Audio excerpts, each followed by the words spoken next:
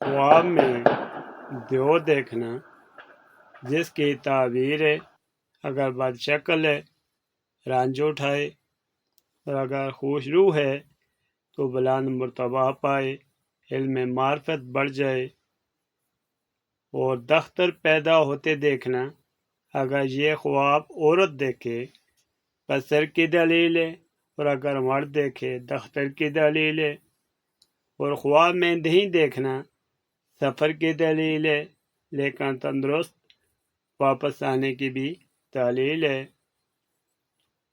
دوزخ کے عذاب میں اپنے تئیں گرفتار دیکھنا جس کی تعبیر ہے جو روح بد سیرت ملے نہایت تنگ کرے، اور دودھ ان جانوروں کا پینا جن کا کھانا ایلال ہے جس کی تعبیر ہے روزی ملنے کی دلیل ہے، اور اس کے برعکس تکلیف پانے کی بھی دلیل ہے۔